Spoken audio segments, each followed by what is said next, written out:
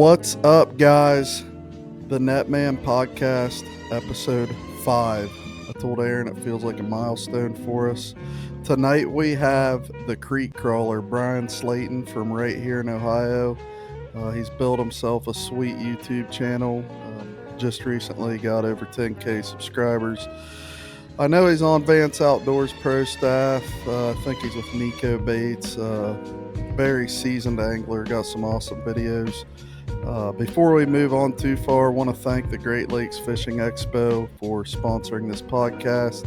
It will be January 9th through 11th, 2026 at the Metroplex Expo Center in Girard, Ohio. It's going to be a great time. And what's up, Aaron? Not much, man. I'm excited to get Bryan on here. Yeah, let's bring him on. Too. All right, let's do it. There he is. What's going on, guys? Can you hear me? What's up, brother? No? Are you joking? I got you. Just messing with you. Oh, gosh. Man, my audio was messing up so bad earlier, and we've been on here for like 20 minutes trying to fix it, and it was just getting so frustrating. But we got it worked out. Awesome. Aaron's pranking you already. I know. I seen him do that. I was like, no way. I'm wasting another 20 minutes trying to fix this. Well, Bryan, we just want to say thanks for coming on here, and Hey, no problem, man. Yeah, we're looking forward to tonight, and I guess just tell us a little bit about yourself, where you're from, kind of what you're about, what you enjoy fishing for, all that kind of thing. Yeah, man. Kick us off. Absolutely. So my name's Bryan Slaton. I live in Southwest Ohio currently. Back home in my home waters near the Great Miami River. I spent the last 6 years over in Southeast Ohio near Athens in the plains fishing the Hocking River and Lake Logan. But I grew up in Southwest Ohio, though, in the Dayton area, just south of it, fishing the creeks and tributaries of the GMR. A little bit about myself. I went to high school in Miamisburg. I got out of high school, went to the military, got out of the military, came back home and went to Southeast Ohio, where I went to Hocking College and then ultimately graduated at Ohio University as well in recreation studies. And I did fish management and wildlife management at Hocking College. Nice. So I'm back here, Southwest Ohio, with the rest of my family.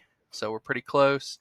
Got 2 daughters. We got a boy on the way. He'll be here in June. Oh, super congrats, excited man. for that. We're Heck super yeah. excited for that. Busy around the house right now. Oh. So yeah, we're just preparing for that. I'm ready for the season to kick off and get underway, man. This winter's been absolutely dreadful. I hate it every year. It's sometimes it's a short winter, but sometimes it's long, and like it is this year. So yeah, for those that aren't from around here, we had a pretty decent winter this year. Tons of ice on the water and quite a bit of snowfall. So we're all itching to get that ice off the water and kind of get the boats on it. But so you should be painting a nursery right now, and you're here talking to us, right? He'll be all right, man. We're just gonna throw him. We got a kind of a small house, but it's a house full of love. It's number Y'all, 3. it's awesome. You just figure it out at this point. Yeah, he's gonna be fine. He can use the pink rooms like the girls are in right now.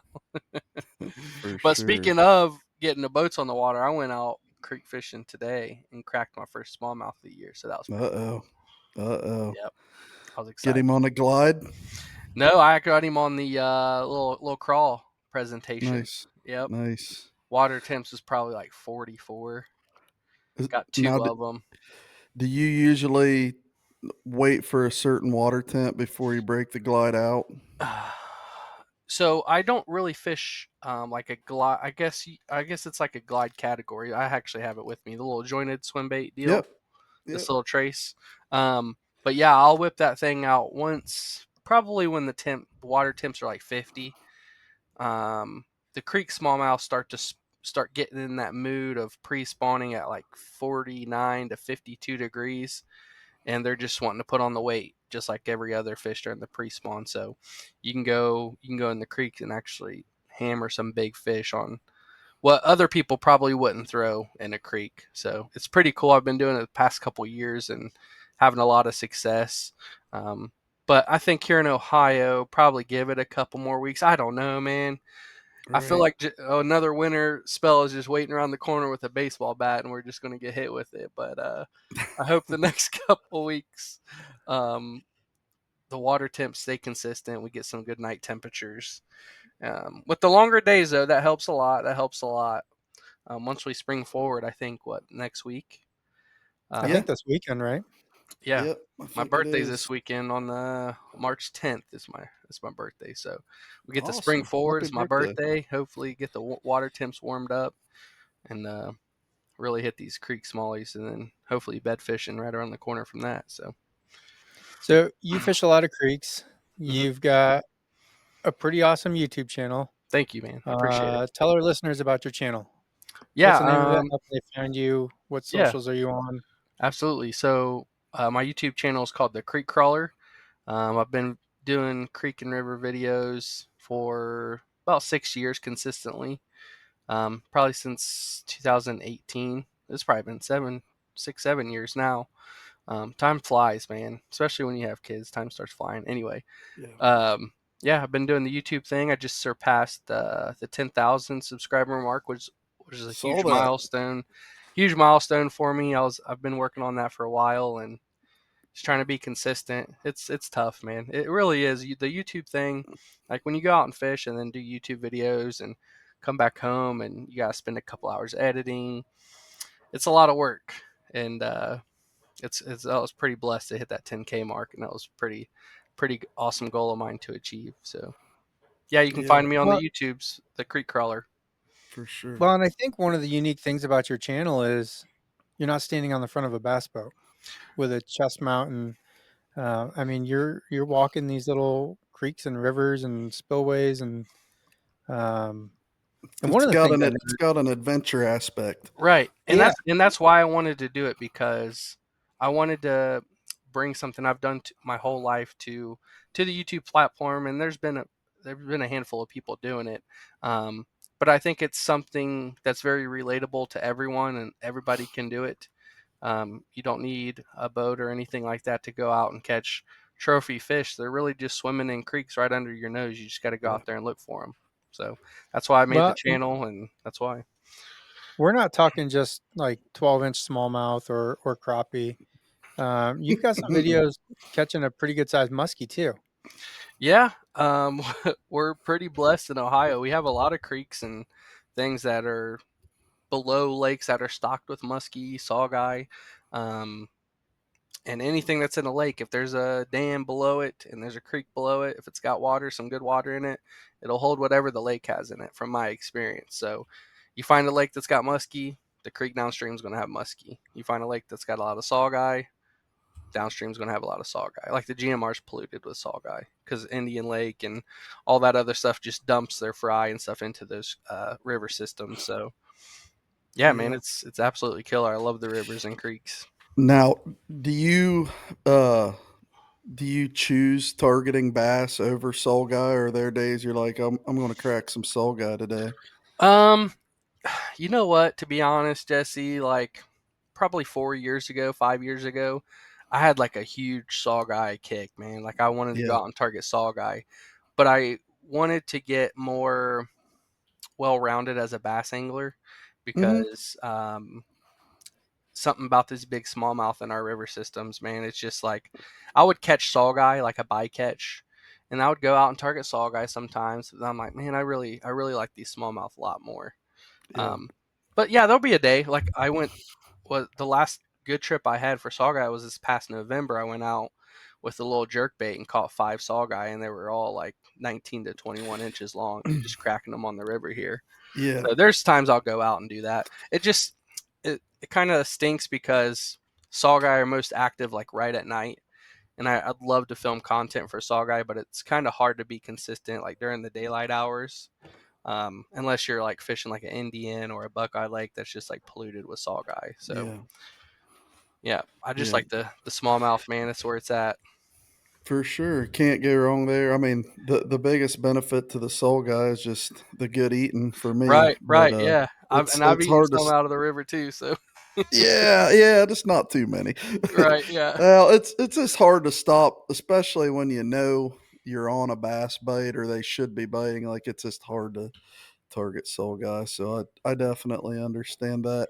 Can I ask you real quick? I know Aaron's got a lot for you in Hmm. the kayak realm and everything tonight, but um, I'm just curious, like what piqued your interest on starting the YouTube channel and like just pointers on that consistency. Even for me, like we've had one with our business, but I struggle with like the burnout and all Hmm. that. But I was just curious, like what was your your motivation? Did you just want to build a name in the industry, which you've done a great job at?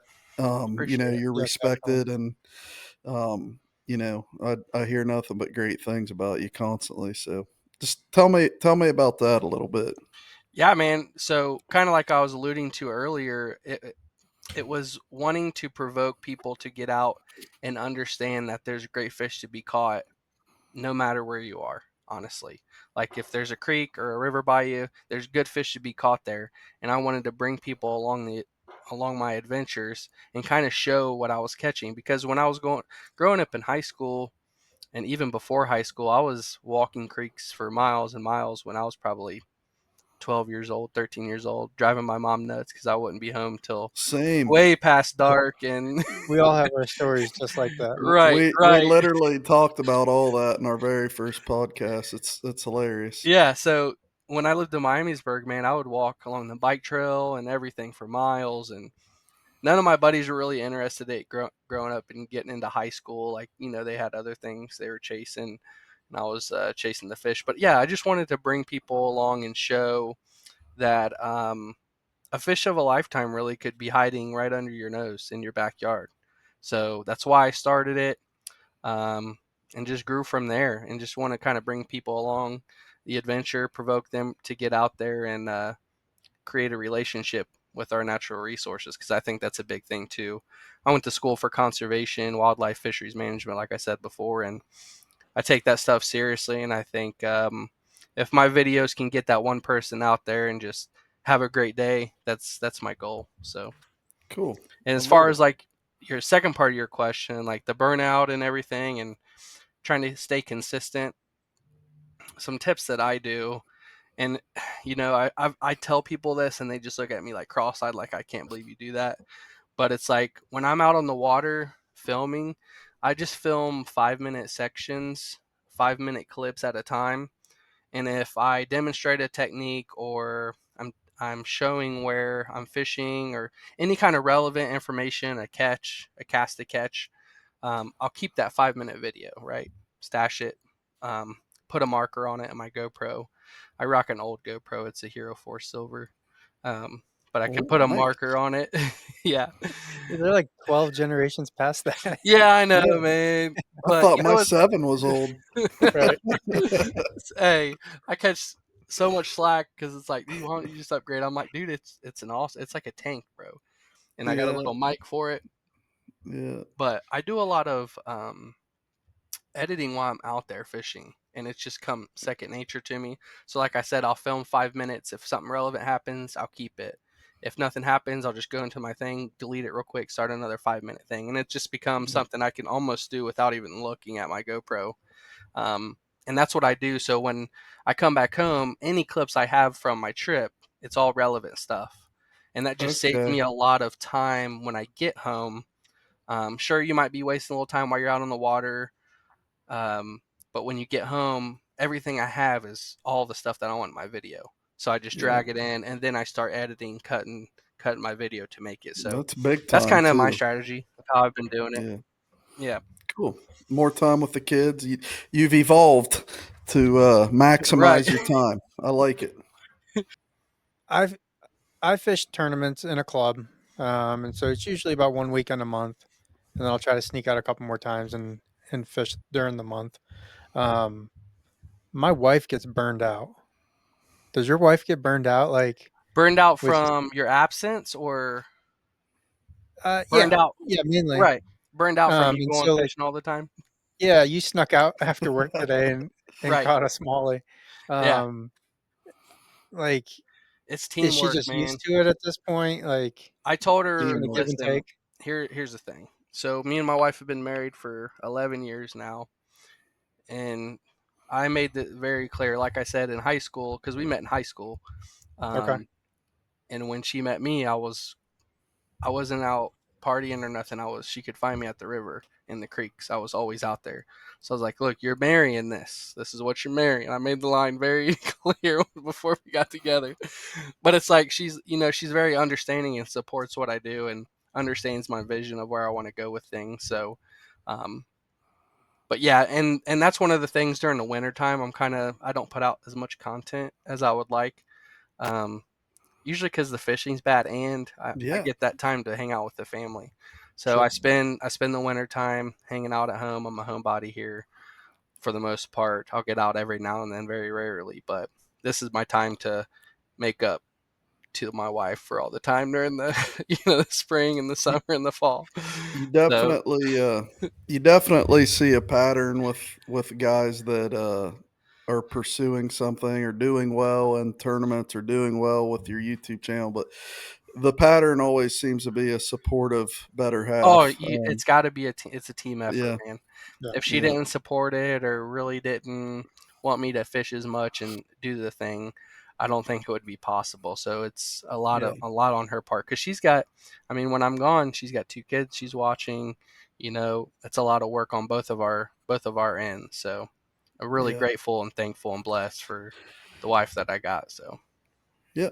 Oh yeah, Cool, we all man. are. I mean, yep, it's definitely give and take, right? Like, right, you get that time to yourself and time to just be where you love, and then you come home and you're where you love again, and right, uh, and and then you pick up kind of I, like when she sets down, right? Like right. she's like, "Hey, I'm ready for a break," and you just jump in and all hands on I deck. know I'll walk in the door and she puts her hand out. That means I'm getting tagged in, tag team back. Right. I get I, tagged in. th- I'm like, Nice. all right, I think Sid just realized that I'm happier if I get to fish at right, least once or twice a week. So Right. yeah, it makes her life easier too. yeah. So, And she understands. Like I said, she understands. yeah. I'm very passionate about it, and it is who I am. So, Well, like um, me and Aaron have talked, like it's kind of therapy for us in a right, way. Like right, it kind of keeps our, you know, our mental, you know, Our mental state whatever you even. want. Yeah, right, yeah. right. Yeah. So yeah, it's some of us just have a little call for the wild, and we need to be out there a little more often Yep, to keep everything stable upstairs. So exactly. um, Yeah. it's great having it around. So You did some time in the military. Yes, sir. What branch? The Navy. Okay. nice. Both of my parents were in the Navy. Right. Awesome. I was Yeah. fortunate enough to be stationed over in Japan, so I lived in Japan for 4 years Awesome. after high school. So that was a culture shock, but I bet. a great experience. And I think I logged a fish catch in every country I got to go to, which I think was about 13 or 14 countries I went to over in Southeast Asia. So Any content from that man, experience?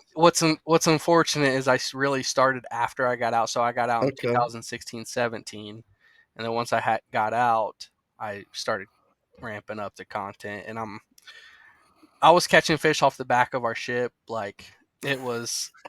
Nice. Killer. I know, man. I got pictures and stuff, You were but that guy, weren't you? I You was were that that guy. I guy. got in trouble in a few places for doing that. We won't get into this conversations, but Like, They're yeah, you still don't have a looking. They're fishing still license. looking for him. they're still Right. looking You don't have for a fishing license for Japan. Sorry. right.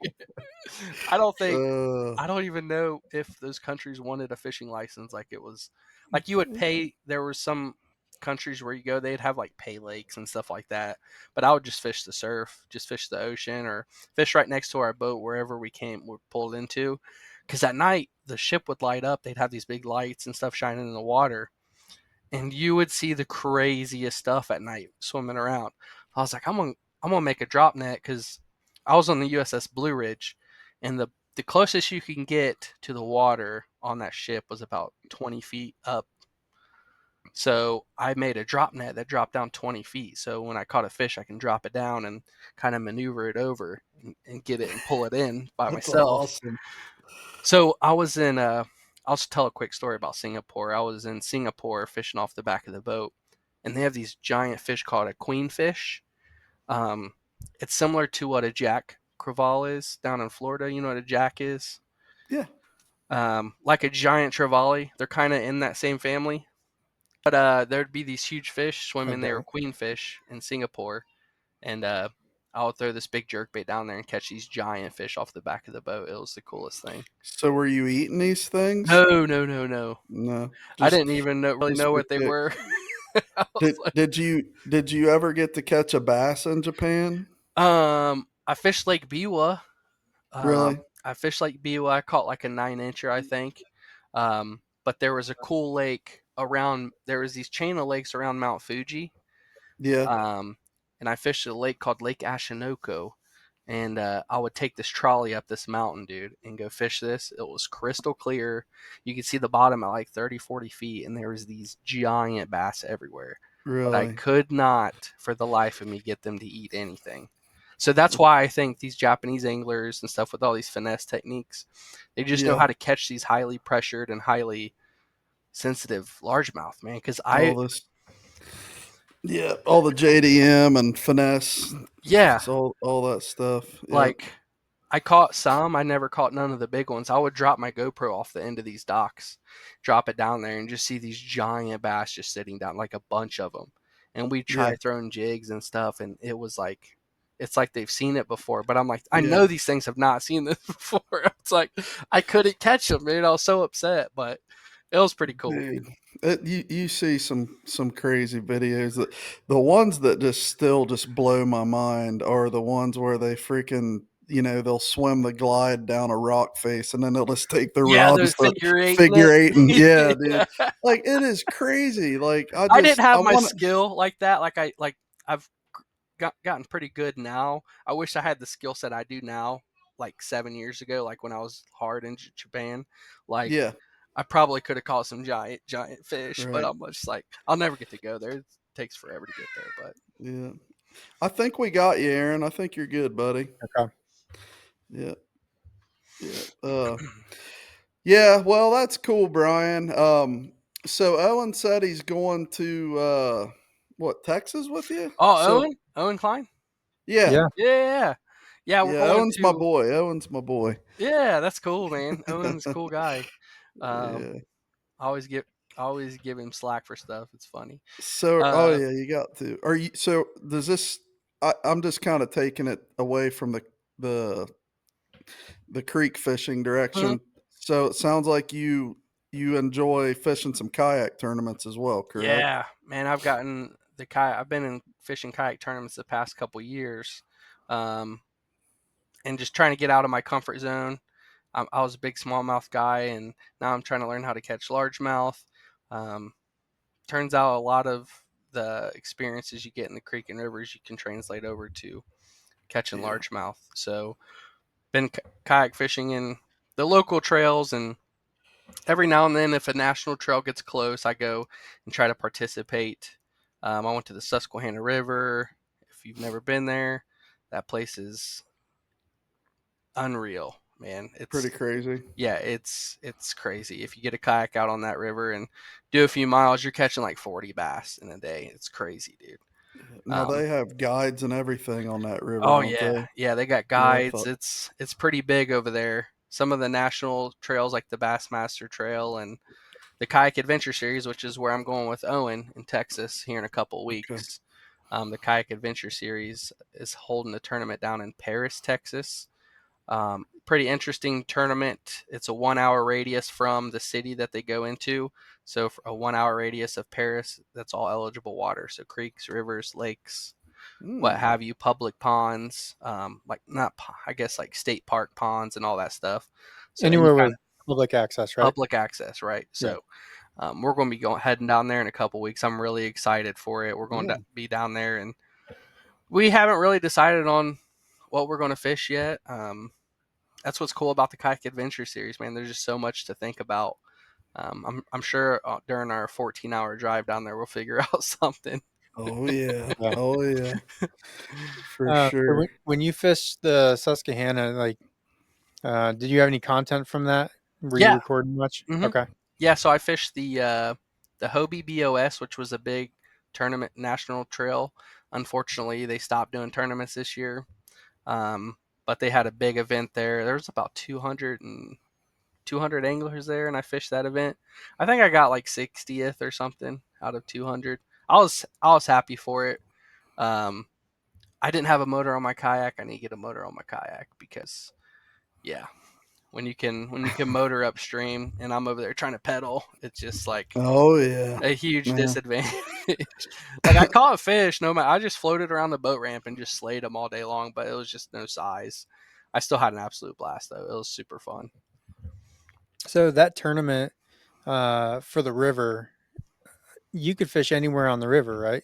Yeah, so there's a boundaries. They'll set boundaries like a north boundary, south boundary, and like any major tributaries, they'll say, okay, here's a cutoff at this bridge. You can't go further Okay. than that. So, and that's kind of like the Kayak Adventure Series is coming to Ohio this year, which is pretty cool. Their base is going to be out of Springfield, so 1 hour radius of Springfield. So you got the GMR, you got some awesome lakes and bounds. Um, and on their website they'll tell you what lakes and where their boundaries are at for the river too, the rivers and creeks. So Awesome. yeah, I'm That's really excited for that one. that's one thing I've always envied with the kayaks is like the accessibility. hmm You can Yeah. get under culverts and just get into some juice. I'm sure of it. Oh And yeah, man. you just know when you slip under there, you're like, oh, this Yeah, hasn't you been open touched. your eyes, get all big, you're just like, oh, start getting the I, shakes because you're just about to hammer them. well, that kayak adventure one, Alum Creek is in that radius. Yeah, I think they are putting Yeah. Alum Creek in that And radius. so without a motor, you get like, yeah, you can sneak into some good spots, but like you also have a massive lake that if you want to get to one end, like you either have to drive around and Right. find some other Yeah, access usually you'll have to or pull your kayak up, put it on your car. It's quicker to do that if you're close to the boat yeah. and just repack your stuff and go down and throw it in. But Allen Creek's a special place, man, because um, our local trail goes there usually every year. Alum and Hoover typically. I think we're doing Alum and Hoover this year, so you can fish either or in our local trail. Hoover's sweet. Man, Hoover's sweet. Hoover's good. I didn't like it the first time I fished it. Um, but the second time for the state championship, which Owen beat me by having a big fish. Oh, not Owen. You're gonna have to Yeah. listen to that forever. Oh, dude, every day. But I ended up at the end of the year beating him in AOY points, so it's whatever, dude. That's Uh, awesome. I I'll ended I'll up tell like fifth, and he was like 10th or something for I'll AOY. tell you a little bit about me and Owen's background. When he was like 13, he came up to me at the Cincinnati Fishing Expo, which at this point I was like just a year or two into like going to shows with my business, but like hmm and he wanted to interview me for his YouTube channel back then. And I was like, yeah, whatever, just kind of humored this kid. And I wasn't even really hip to what YouTube was at that point. This is got to be 7 years ago ish, Right. probably. And, the little shit's just been following me around ever since. And he's Hey, he honestly, kind of does that, don't he? Let me tell you a story real quick. I was at Allen Creek pre-fishing for our tournament, and I seen him over there on the bank, like swimming around, paddling. I go up to him. He sees me catch a giant smallmouth off this flat. It was a pre-spawn. It was during like early April. He's like, "Hey man, what are you throwing?" And I showed him. I'm throwing this big trace right here. He's like, "Smallmouth eat that?" I'm like, "You just seen me catch one." And I was like, "Hey, well, let me see what you got." So this is when I first met O, and I started looking through his stuff. He's like, "Here's this." He had like a mag draft or something. It's like, tie that yeah, mag draft on. He's like, "No, there's no way I'm gonna catch a smallmouth with that." And I'm like, "Throw it out here on this flat." So I leave him and come back about an hour later. He's like, "Dude, I caught a 5 pounder with that that's mag draft." I awesome. was like, "Dude, I told you." And that's one of the cool things about the kayak community. we like to help people out and catch fish and Yeah. have a good time. Right. Right. So And in all seriousness about Owen, like uh he's been just a I feel like I don't know if I'm old enough to be his dad, but probably his uncle. But at this point, like he's been a huge help for me. He's always there to help us unpack at the end of shows. And like I always told my wife, he's like this well, he's a little older now, but even when he was like 16 or 17, it was like having a 25-year-old with you because he's kind of well cultured and just gets right, it. right, And right. it's hard to find a kid like that. He helps us a ton at shows and just we're buddies. Like Yeah, I'd try to be a good mentor for him and help that's him as good. much as I can. But he is a great kid. I Yeah. give him a hard time, but he's a great He's kid. he works really hard. He's a very hard Yep. worker. So Yep. He does. Well, he's going to be a He's menace on going our local places. trail. Yeah. He's going places for sure. well, When and when they you told see us, oh, go ahead, Aaron. when you see a kid like Owen that at 13 he's trying to get fishing content for YouTube, and you see that passion in him that we all had growing up. Like it's hard not to like the kid and want to see him Yeah. Right, just right, continue into the sport. absolutely. I swear to you, his mom, which I know his whole family now, but like she literally would drop him off at the fishing expo and he would stay there for like 10 hours and she would either pick him up at the end of the day or he would go spend the night with his uncle and like he just loves everything about it and still Right. does, but uh it's just that he was a kid from, in the city and just He's got the he had drive for sure. he has that thing with nature, like he Mhm. has to be doing it, like it calls you, and it's been great for him. I Yeah. mean, it's just and it's going to get better. I told him Nah, I don't even so. want to start talking about his rig that he just put together. I'm like, dude, don't get me started. Oh, yeah, But he's got a video out there. Yeah. What is it? A $15,000 package or it keeps getting $20,000? higher. Yeah, it It keeps started at going up, 10, man. now He's it's got getting Yeah, live higher. scope over here, live scope over there. he's I on think Got probably his I, big 12 of the screen. build. Like think it's nuts. Owen hit the Powerball. I know. It's worth more than my 21 footer I now. told him, dude, there's no excuses now. When I'm out there with no electronics other than hopefully I get a motor here soon. Um, if I start whooping you, dude, there's just no excuses, really. Oh yeah, It's not. that's good. Give it to him. Yep. That's good stuff. One of the things I noticed, like you held up that trace, um, but on your channel, like you throw some non-traditional things. Yeah. Uh, Would that be like the Huggermite? well, the Helgramite, yeah, I You mean do that's kind of like damage with old the Helgi school. for sure. Um, what was that? It was some little like it looked like a wasp or something. Oh, the Uh, Gizmo. the gizmo, yeah. Yeah, the evergreen Gizmo. And so like, are you drawn to tackle? Do you just like trying new things? Are you just a tackle Yeah. junkie? Like, what's that all about? I wouldn't say I'm a tackle junkie. I'm attracted to things that are different, like anything that resembles a bug or anything that just probably isn't used as much. The Helgramite's the staple now, and probably every river angler's tackle bag, and it has been for a long time. But now that technology and everything's caught up, you're no longer probably throwing live Helgramites. You got some great artificial ones out on the market. So, um, but yeah, the Helgramite's killer. Anything different, I think. I don't know, something to throw differently at the I fish. want to I want to ask you about that trace. I've caught some really nice fish on the draw. The But draws, I need to step up into the draw, man. I got a bunch of them. I've caught some smallmouth with them, but I've never like went out and just exclusively used the draw. is it a size, like a confidence thing for you? Like the trace is like where you want to be, as big as you want I to be just on a creek, or Yeah, I just um, think this 5-inch profile, I think it gets the big bites that a draw would get. yeah. Um, but it's also Oh, something I can just throw all day long without really getting worn out. yeah, and I'm sure that one's the same way, and I'd say most glides are the same way, but like, and maybe not. Like I'm kind of, it's I haven't done it a ton, but a couple days I have. Like may have one day where like 3 big ones just come up and like swim over it and, Mm-hmm. just really tease you. And then the next day, like it might happen, but 2 of them just T-bone it and eat it. Like, do you think there's any rhyme or reason to that with that glide, or it's just the mood they're in?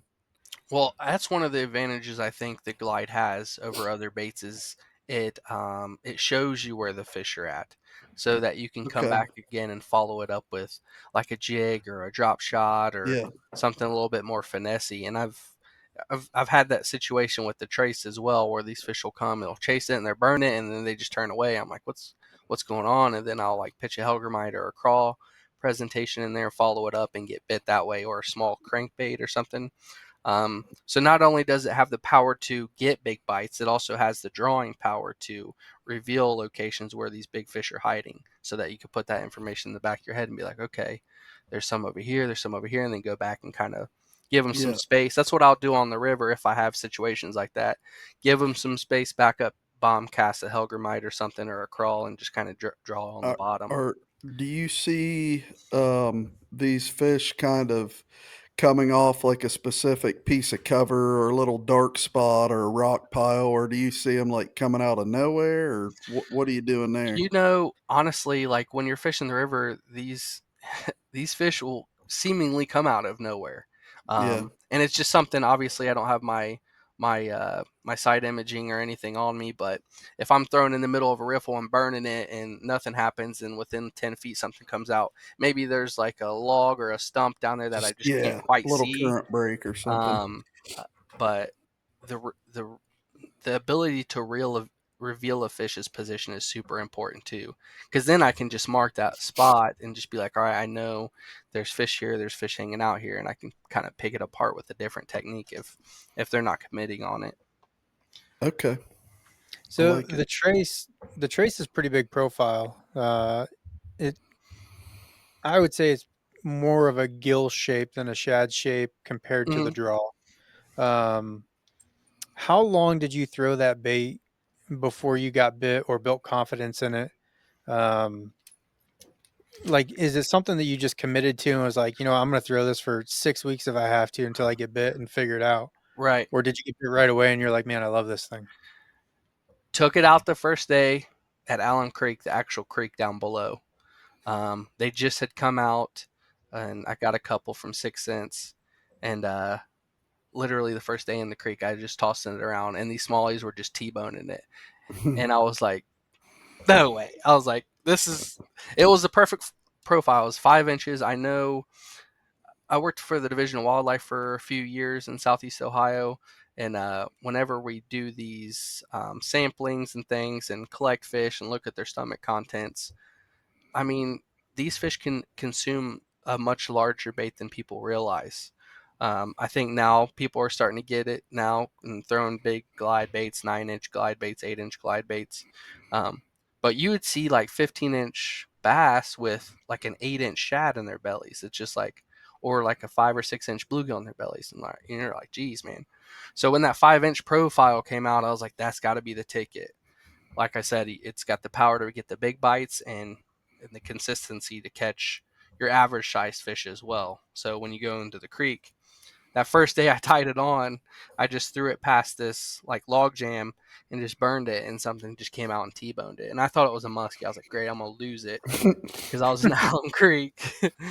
but they're not bad. I think they're $24.99. So I was like, you know what, I'll risk it. And fished around and caught some really Yeah. nice fish in the creek with it. And I was like, oh great. It just and it instantly just became a confidence bait, like almost instantaneously after that trip. Took it to the GMR, cracking like 4 pound smallies with it. And I'm like, geez, dude, this thing is so cool. So, and I like to fish it like super fast, like almost a wake bait, um, just because I like to see them chasing it and just Now, to show them. will you kill it? Like, Yeah, if I'm getting The bait, a not the follower fish. and yeah, if I'm getting like a follower and he's not really committing, I'll stop it and let it because when it sinks and like wobbles like this, and then I'll yeah. twitch it like this, and that's usually when you'll get those stubborn fish to just Okay. T-bone it. Yeah, giving me the juice here. I like it. Hey man, I'll tell anybody anything. I just like people getting out there and catching fish, man. The whole glide thing, just I'm a river rat and I understand current and everything, but I'm just kind of a Well, you throwback guy, but right. So I'm you fish intrigued by it all. Muskingum? Is it the Muskingum River you Yeah. fish? Yep. I've Yep. caught giant smallmouth and Muskingum on it too. Oh Like yeah. Yep. I've the I've Muskingum's a dabbled. pretty I've cool. dabbled. Yeah, Muskingum's a cool river, man. I used to fish a Yeah. lot when I lived down there. So It's got some good of hybrids. it's got good hybrids and it's got a huge population of Kentuckys in it, Mm-hmm. and they'll eat that little dude too, even though their mouths, Oh yeah, a 13-inch spot's mouth's only as big around as a golf ball probably, right. but dude, like that goes back to like you saying the 8-inch shad and a belly, like well you've seen like pictures of a 8-pound bass trying to eat a 6-pound bass and like they're locked together, but like I've Mm-hmm. heard or read somewhere like fish don't have like a perception of the size. If they just see the opportunity to try to eat something, they're going to try to eat it. They don't evaluate Mm-hmm. that that much. But uh, I read a I, study. I read a study somewhere is more walleye based. But there's huge walleye on the Ohio River these days. And when I worked for the division, we'd go out there and just see giant walleye in there. And the study said, I think the one of the maximum or the minimum bait is about 30% of their length. So if you get like a 30-inch walleye, it'll probably eat something in the 10 to 11-inch range pretty easily. So really. yeah. So are these walleye like naturally reproducing on the river, or are they just ending up there? I don't want to speak as a biologist because I'm not one. True. But I Well, in think, your opinion. in my opinion, if they have the habitat, I mean, they're not hybrids. So, and I think Yeah. West Virginia was stocking them so that they could build up a population in the Southeast Ohio area. So I believe they And would spawn.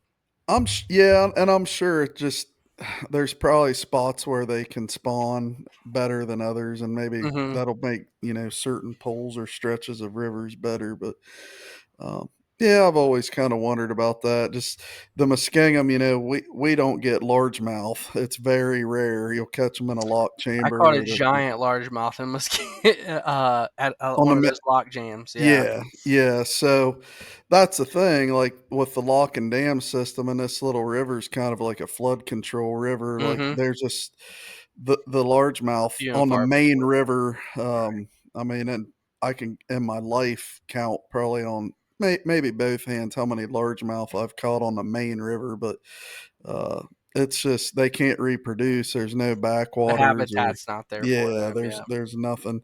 Now you get on the Ohio, there's tons of places where they Right. and Little you have some tributaries, backwaters, and canals and stuff. Yeah. yeah, yep, and you have some grass down there. We don't have any of that. It's just it's a crap hole really, but there are some nice browns that grow in the Muskingum. They're hard to find, but they're in there. So where in Ohio is your favorite place? Like you fish the GMR quite a bit, but like if you could pick anywhere and like, hey, I'm gonna fish here every day that I can, what would you pick? Um. Gosh, man, it's hard to be. A lot of people say the GMR is not it, but I'm the person that says it is because you just look at the data and the smallmouth fishing. It's the best inland trophy smallmouth fishery I believe we have in Ohio, as far as like the Fish Ohio program goes, and just from sampling and things from the GMR, we just have a special. It's a special place. Um, I would probably just say the GMR, man, because I still have, Okay. even though I've been floating a lot, I still have a lot more water to cover. I haven't really covered the southern sections, like past Hamilton to Cincinnati. Um, so this will be interesting because there's not a lot of dams there. There's not a lot of it. A lot of it just looks bleh. There's not a lot of cover. Looking at maps and stuff, there's not a lot of riffles and breaks that I like to see, like we have up here in the shallower sections. Um, yeah, up in the northern. So I'll just say The, the GMR for sure. We were just in Hamilton over the weekend, and you said Spillway. I don't know what it was, but it was right near this big sports complex that we were at. But there's a little spillway, and man, it looked freaking sweet. I think I don't. Hamilton is they have the last dam It had to be between it. I mean, Cincinnati as it comes up from Cincinnati from the Ohio River. I think Hamilton's the last man-made structure. yeah, I it could be it wrong, but it I think looked so too. good.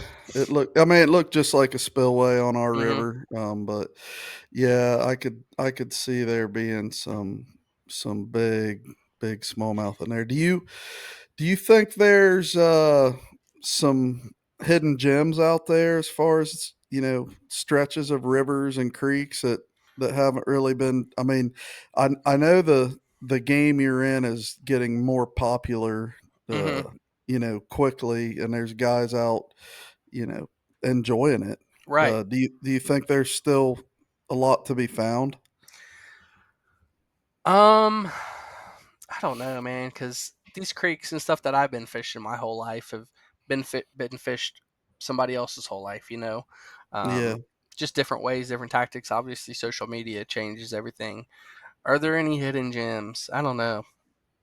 I would hope that the the places that we do fish and that we do put on social media continue to be gems. I mean, yeah, treating the resources with respect and kind of policing each other out there on the water to maintain these places to be gems. I think that's important. But as far as like an undiscovered creek or anything, I'm sure they're out there for sure. yeah. I guess maybe just more of like a sleeper. I don't, I Hmm. know everything. I know everything's probably been fished at this point, but Right. and also like I guess maybe if you do have one, you don't want to tell everybody, I but have a sleeper for sure that I'm going to fish this year. Obviously, no name, but yeah, for I sure. will let the world see it and There show that if there's it's a true. there's a little creek over towards where my mom grew up in PA called French Creek. I don't know how much it gets fished or if you've heard of it, but um, man, I've we've heard we've of pulled Penns some. Creek. Have you ever heard of Penns Creek? No, this little creek. Geez, I don't know a ton about. I think it dumps into the Allegheny somewhere, but Okay. um, it's got some impressive smallmouth, and it's like one of them ones that's like kind of in your category. If you're going to be in a big boat, you need a jet boat. It's got a lot of those shallow ripple Hmm. areas and stuff, but Right. um, I don't know. It's maybe a spot if you're ever that way you'd want to take a dabble at because I know firsthand that they're in there. Oh heck But yeah. so Near Allegheny up there in like northeast Ohio, Pennsylvania border. this creek, it's the town she grew up in is called Franklin, PA. So it's I don't know, maybe 45 minutes. I think it's kind of north of Pittsburgh. It's been years since I've drove over there, but it's about 3.5 hours from Zanesville here, just out 70, and then you can get there a couple different ways. But Pennsylvania's got some special places for sure. oh yeah, yeah, Oh it's kind of a mountain town. yeah. Hmm. So How yeah, far north in Ohio uh, have you fished, or do you like to fish, or is there anything up? So 'Cause yeah, I'm up closer to Cleveland. right. If I had an option to fish something other than smallmouth, I would definitely go largemouth bass at East Harbor, East and West Harbor, um, near like I think that's near the Toledo area. I've fished it a couple times on kayak tournaments. That place is unreal too. yeah, Well, and East depending on Harbor's the time of really year, like you can get in one of those harbors and it's just all day long. I couldn't believe it when I went up there. They're like, man, wait until you get up to East West Harbors. All the guys in the trail, they're like, you're going to catch 30, 40 fish in the tournament. And I was like, no way, dude. So we go up there and it's just like you're catching 14 to 16 inches left and right. And it's like not helping you in the tournament. You're yeah. like, this is crazy. And then like the guys that win, obviously, are the ones that find the 18 to 20 inch, 4 or 4.5 pound class. Um, They're in there though. Oh, they're in there for sure. Like They're in there. I fished the harbor, the East Harbor, and then I even was crazy enough to go out to the Rock Jetty because it was in bounds to the very end of the jetty. So I went out there. Nobody else went out there, and I understand why now. But I went out there on my kayak, and those people just come flying in there, man. They Just don't on care. plane, they do They not don't care. care. And it was hitting me, but I was just like cracking them out there off the end of this jetty. I was like, I can't leave. Yeah. But it's a cool place. East Harbor is It's pretty cool.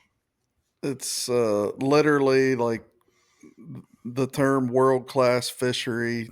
I mean, it holds truth up there because I Hmm. mean, you know how many thousands and thousands of people fish those walls, and Right, they're still there the next right, day, like, right. and more come, and it's just unreal how healthy that fishery is. Yeah.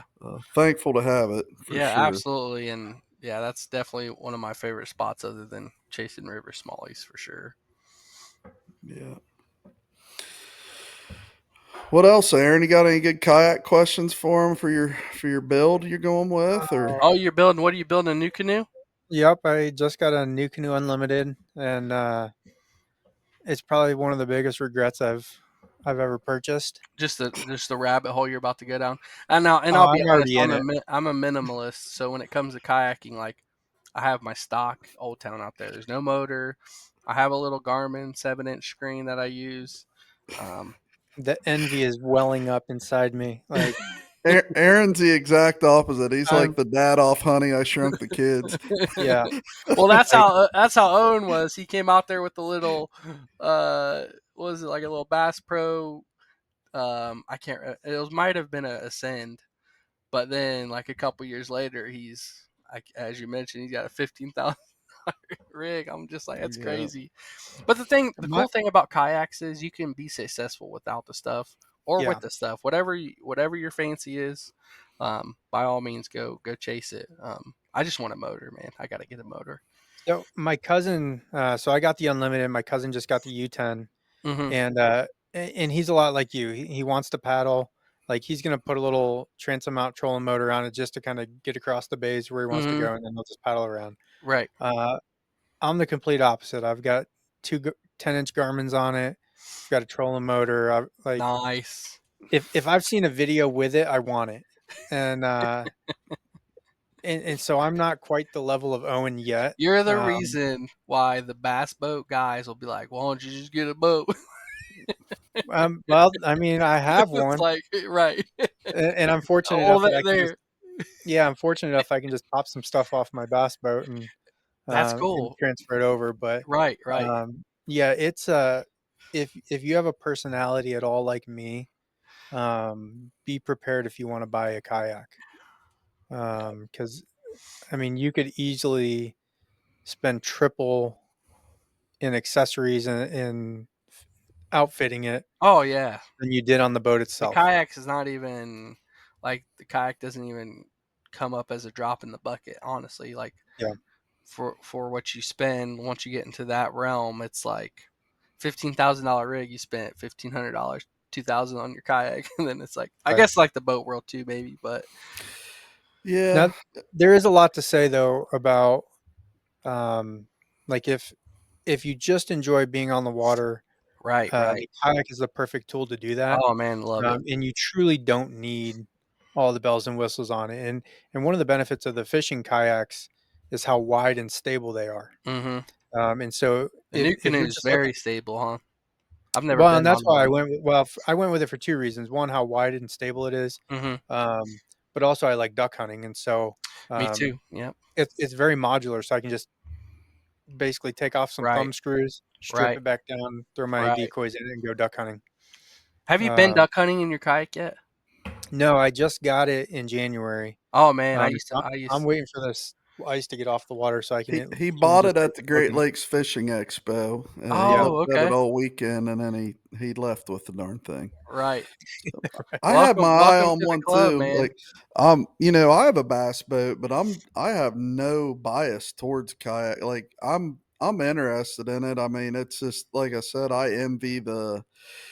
So I'm right here near the AEP rec grounds, out there. I mean, there's You endless need an ponds. inflatable. You need an inflatable. Yeah, and I've got several buddies. I actually have a buddy I'm probably going to go hop in. He's got a spare, and probably this week we're going to go. But I I just I don't know. I haven't got a kayak, but at some point I probably will own one. But for whatever reason, I just don't have one yet. But It's I'm trying. super cool, man. It like Yeah, it yeah, opens yeah, up a different yeah. it opens I'm up a different jealous. avenue, right? So like Yeah, yeah, me and Owen's gonna go fish like Bassmaster events for our yeah. kayaks. Like that's so cool. And unfortunately we didn't get to go to the national championship this year, but the previous year I went to 10 Killer and fished that national championship for Bassmaster, and just having that opportunity and having that experience, dude, it was so cool. I Yep. didn't do too good, but I stayed with the guy that won the dang thing, the whole thing. Um, he went up a river with a motor, and I was like, "See, this is why I need a motor." Yeah, I They're was like, just I'm so waving at proud him of as he's you. going off into Smalley Disneyland. I was just like, "Dang, dude!" Like, Yeah. I'm stranded. Can you please pull me wherever you're Right? going? Right. Yeah, for sure. I just, uh, I don't know. We'll get around to it. Try to find one you think can cater a 275-pound man. I have my eye on one up there. It seems like the bigger the boy, the bigger the price on the kayak too. Hey, I'm 260, So man, and I'm in the Old Town PDL 106. They have a 12-foot version too. So Well, and what's it gotcha. have, like a 600-pound rating or something crazy? yeah, it's yeah, Yeah, 550, 600 maybe. Yeah. yeah. We'll And I get got there. everything on my. It just and I'd never get rid of my boat either. I like the Oh yeah, idea of having another option. right. Um, uh, and we spoke about this with the when we interviewed the Ohio State kids on I think the second episode we did this, but like I think from the competitive aspect, the kayak tournament stuff is going to just explode with the bigger tours getting rid of co-anglers and stuff, Mm-hmm. all kind of due to the live scope great, but those guys are going to find a place to compete, and Right, the kayak is the next place they can go. right. And with organizations like Bassmaster dipping their toes in and kind of Yep. taking the bull by the horn, so to speak, because they're the biggest national trail out there now Yep. for kayaks, and they're really putting a lot of money and investing a lot in the anglers. And I've fished a few of their events now, and it's awesome, man. I absolutely love it. And they're opens. I hope they stay that way. Um, they're opens right now, but you can go compete in a Bassmaster event in a kayak. I think that's pretty cool. No, it's crazy, dude. It's awesome. It's awesome, and it's growing the sport. Right. So Yeah. And I think it's like you said, it's a great entry point too. If you have someone that's interested in going to that next level, fishing the boat side, I think starting the kayak side, it's a little bit a lot cheaper to get into. yeah, You get into some great competition. You fish multi-day events. You go fish these Bassmaster events. Start building your socials up. That's like what all the pros have to do these days. I'm not a huge tournament guy, but you see all the pros, they're having to create their social media, starting to have to bring value to the brands that yeah, support them. So, like, I think the kayak atmosphere is a great starting point for anglers that aspire to go on for to that sure, kind of level. So, for sure. And you're a good example of someone that uh, can speak to that because you said you haven't been big into the tournament game, but you've also built a great name. You've got some great sponsors, and you've built that brand for yourself. And it's not all about just going and winning a big bass tournament. Like right, the sponsors aren't just looking for that. It's a whole different day and age now. right. It's a day and age where you want to, you're relating to an audience. You want to bring an audience in and kind of show them the ways of how you're doing things. I think what separates my channel apart from others, I don't like to say names of like creeks and stuff like that, but if I'm on a big river in Ohio, I'll name it because um, if my video gets shot out into the aether, right, into the algorithm, and if someone types in river smallmouth fishing, now my little channel has to compete with every channel across the United States. And so that's the kind of the strategy I built some will say, "Oh, you're blowing up the spots," which I don't really think. I've not really experienced that yet. If someone's out there because of my videos, I like that. You're my people. Whole buzzards is a different thing, but Yeah. people that are out there being adventurous and kind of exploring things, that's cool to me. But yeah, starting that social media, building that up, I think it's great practice for anyone that wants to go to that next level. I don't know if I'll be that kind of person. Um, Vance Outdoors, they really want me to get a boat really bad, but I'm like, man, I'm just Oh yeah. gonna do the kayak thing for a while, and like I said, compete at the national level and see what happens. If I can compete and do pretty good, I mean, we'll see. I don't know. Yeah. No, I think you're you're in your lane and you've got a niche and you're doing great. Yeah, don't listen to that hunter. I know He's he's always like, "Hey, we no, gotta get you in that Lund." I'm like, he "Nah, man, just he I'm telling you, man, that kid loves you. He speaks so highly of you. Like, I love so, that. I love that yeah, business. That company is yeah, it's amazing. a They're great, awesome great, people." great deal they have going up there. So, yeah, well, Uh, good, but man. take a couple minutes and just tell us about your sponsors. Give them some love. Tell us who you're supporting and why. Mhm. And Yeah. um, Yeah, I'll go from the top. So Vance Outdoors, I've been with them for a few years now. Met them down at ICAST during COVID. I think it was 20. So I've been with them for a handful of years now. Six Sense Fishing, Waterland Sunglasses. They're kind of the same company. So I've been fishing with their baits and wearing their glasses for the past 3 or 4 years now too. Nico Baits, the Helgramite and the crawls and all the stuff you'll see in my videos, soft plastics. They've been supporting me along the way, and I think that's something important to keep in mind with someone who wants to start out YouTube is just be authentic. And if you make good content, these companies will come to you. And if it's companies you trust in and companies that you're confident in, I think that's important. Um, Attract the people that want to build you up as well as you helping them as well. So I think I found my area and I'm comfortable where I'm at. Um, and these people support me so to the best of their Yeah, ability. I think that's yeah, important to have that grassroots support, especially from Vance Outdoors. well, and yeah, that support comes in a bunch of different forms too, right? Right. Depending on where you're at as an angler and a professional.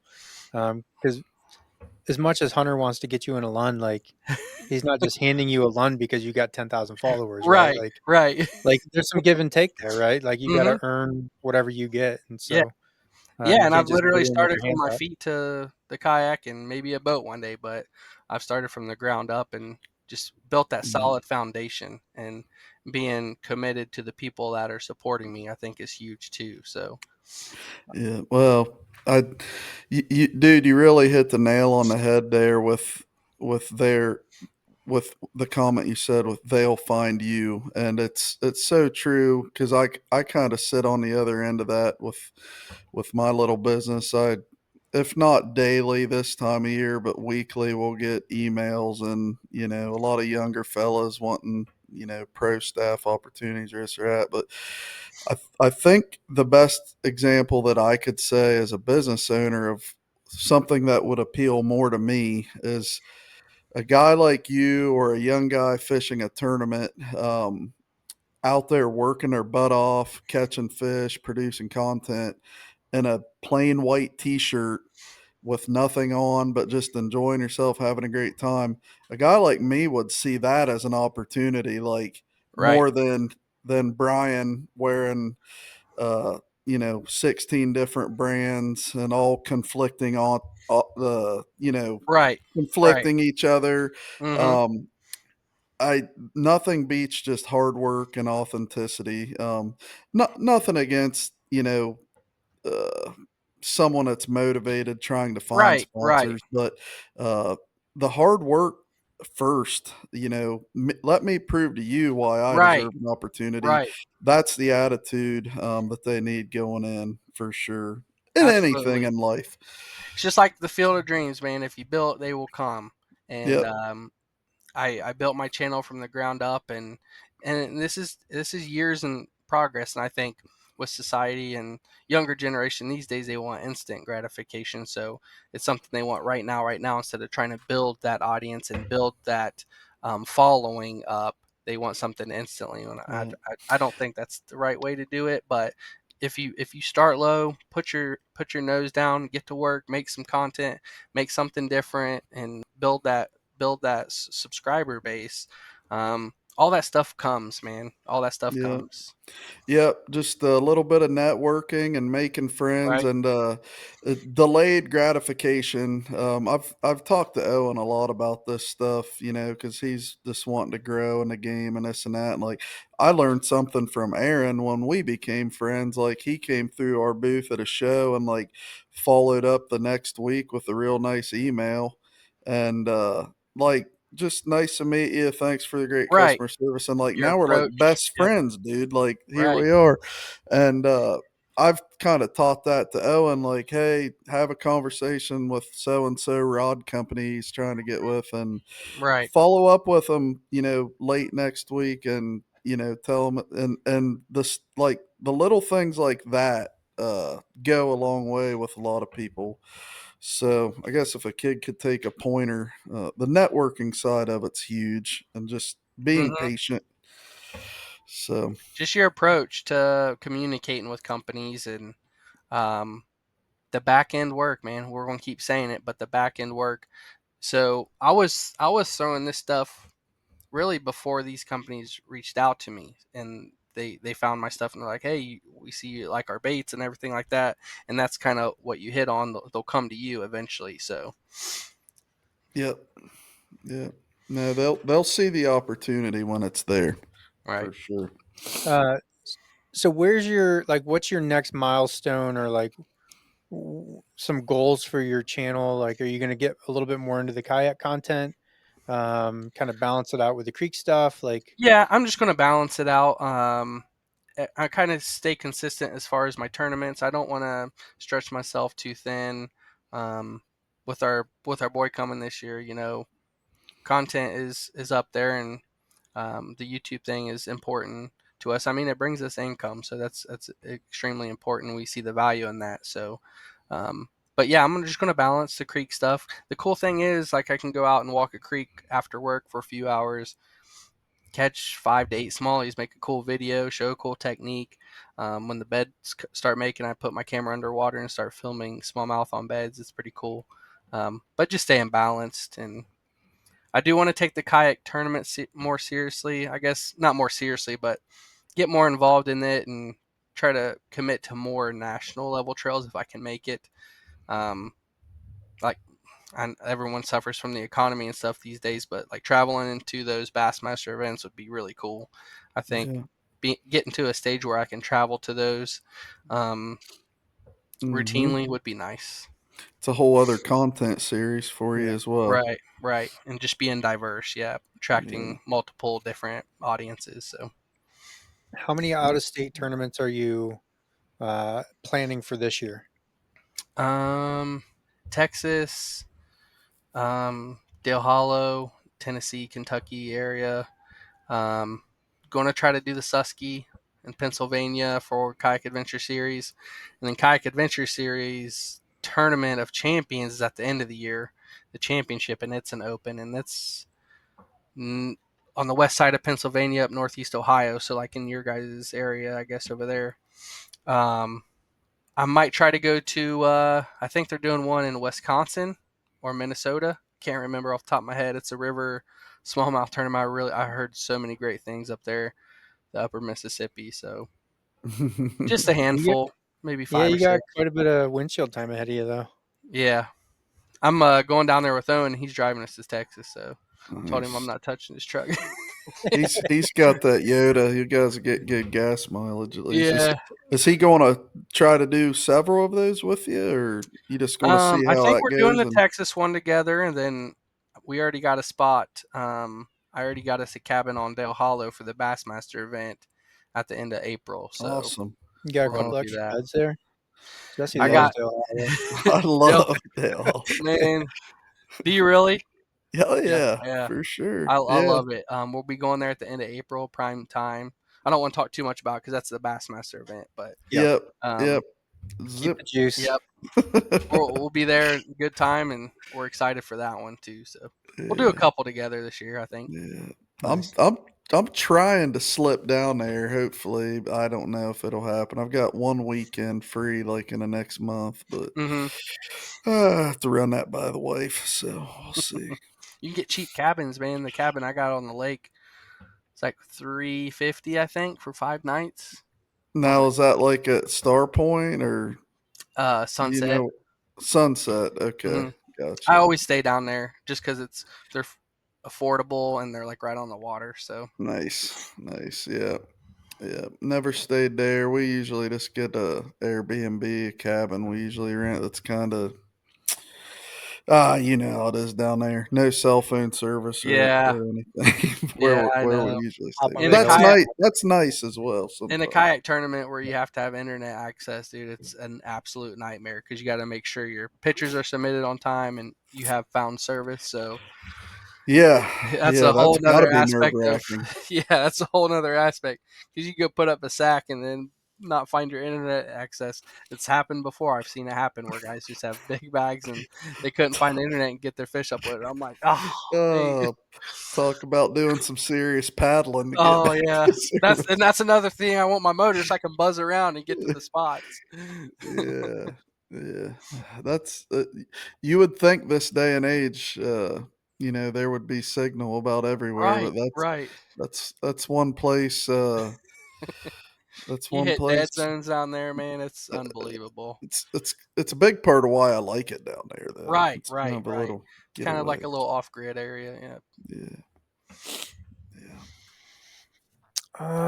Um, I don't know, man. You got anything else for us?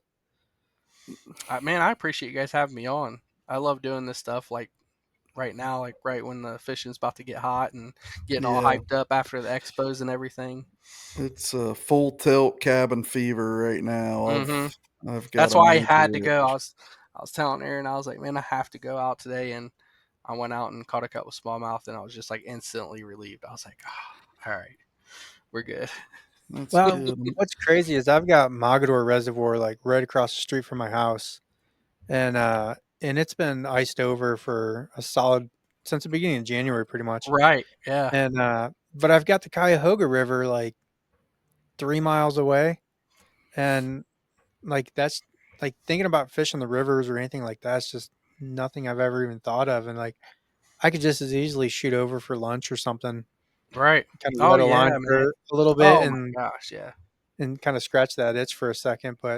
Um, but yeah, I'm all cooped up with boxes of baits ready to throw, and I You could have got been all doing your it already. tackle that you've added to your tackle, and you've added to your tackle. It's just sitting there, Right. and it's just like I gotta go use this stuff. Yeah.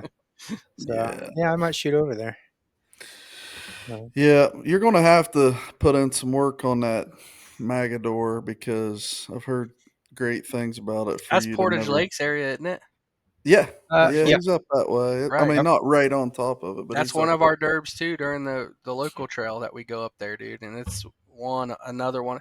If East Harbor was my first, Portage Lakes is like a close second.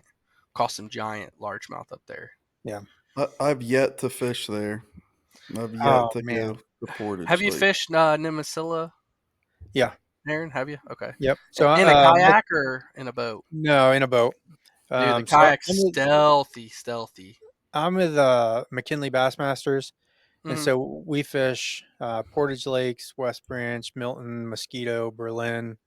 Uh, Usually we'll go to like Seneca, Salt Fork, um, Pleasant Hill, um, and so we fish Portage at least once a year, if not twice a year. Nice. Um, but Portage is a blast. Yep. And they're all like they're really there's a horse limit, isn't there? Or just no boats at all? Or No, is it there's a most of the horse lake. limit? No, there's no horsepower limit, but most of the lake is idle only. Idle only. Um, Okay. and there's a couple. I fish it so much, but I can't even tell you the names of the different lakes because they're all connected. Mm-hmm.